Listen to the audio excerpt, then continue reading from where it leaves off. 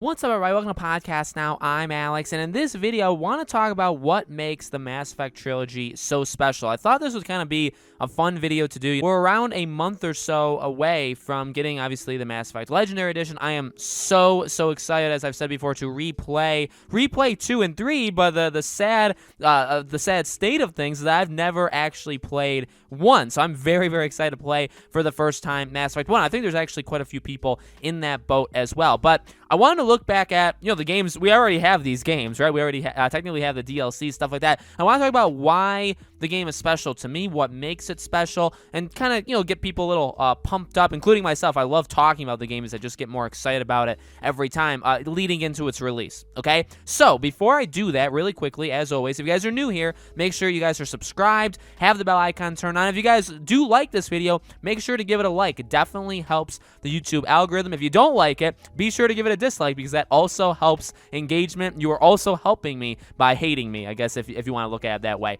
All right, let's jump in. So, one of the reasons I think Mass Effect is so special is it does an outer space adventure in the way that it does, the sci-fi adventure, better than, I would say, pretty much any other game that is out there, okay? BioWare, during the time of 1 through 3, were at the top of their game. Now, yeah, the ending of Mass Effect 3 is the ending of Mass Effect 3. There's been issues with there's other games that have fallen in the same trap, that when you make a game, now Mass Effect is a little bit different because you've made 3 games that are very big, very consequential. Everything that you're doing even in 1 can actually impact things in 3. Definitely things in Mass Effect 2 specifically, are going to, if you don't do certain things in 2, you're going to have quite a hard time raising a team up to fight the Reapers in 3, right? So there's that connectiveness there. So yeah, obviously 3, the very end of 3 falls apart a little bit. To some people, it's a lot. To some people, maybe they don't even care, right? But I think they pull off, I guess, the trilogy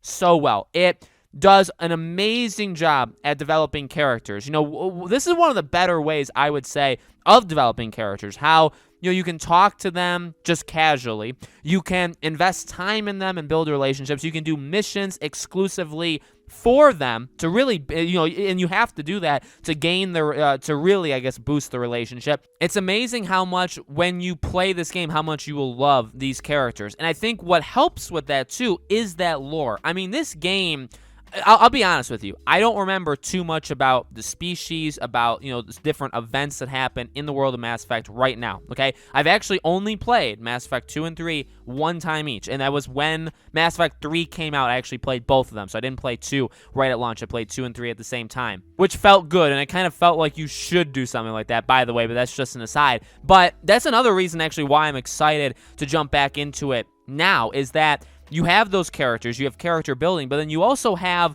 the world. And I guess world meaning the universe. Like, this entire, I guess, galaxy that you're in is incredible. And it's got such great stories, such great history to it. Not just in what's happening right now, because there are, in all these games, pressing threats that are happening currently, especially 3. Like, 3, if you guys don't know, literally starts, it's like, okay, it's game time. Like, we are not messing around. We have to get ready, and we have to get ready very quickly, right? So there's the imminent threat that's going on, but there's also what has happened, the politics even within these species, which, if we've learned anything from the prequel Star Wars movies, politics in outer space doesn't always work. In fact, it's probably more likely to not work than it would. But the way they handle how some of these species have been treated by others, or just all the different storylines that they play with, is incredible. The world building that they do, not just with your Commander Shepard, which, by the way, is amazing. I've played a lot of RPGs. I played a lot of games where you can kind of create your own character, and while I actually keep the Shepard from, the trailer. So, that Shepard, I, add a scar to him, and, that's the only change I make. Keep the same voice, all that stuff.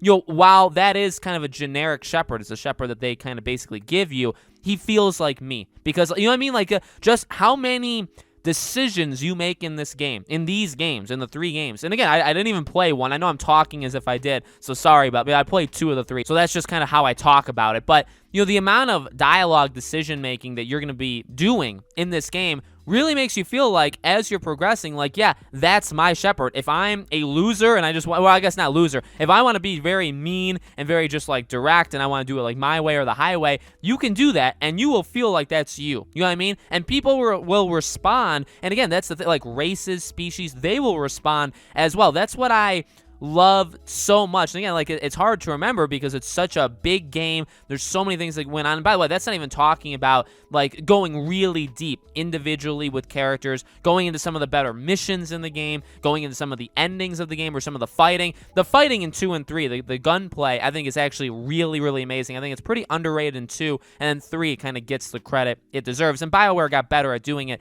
every single game. But there's just so much. There really is. There's so much to this game to love. Again, decisions that actually feel like they matter up until, I guess, the very ending. But decisions that feel like they matter, characters that feel like they've been in it with you from, the first time that you meet them till whenever, you end up leaving them, right? There's just so much to love about it. And again, I think they nail the sci-fi feel of it just so better than I could have ever imagined. I had so much fun playing 2 and 3, and this is a quick side story, and I know maybe it doesn't have as much to do with it, but like I've said it before, I have a very hard time beating games, and I've always had a hard time beating games. Over the last year, ever since the start of 2020, I've done a lot better. I've beaten like 15, 20 games over the last year. Okay, so I've gotten much better, but for years, for decades actually, I could not beat games. I just couldn't do it, and Mass Effect 2 and 3 were actually games, back when they came, which was a long time ago, and that was kind of in the dark era of when I just didn't beat games.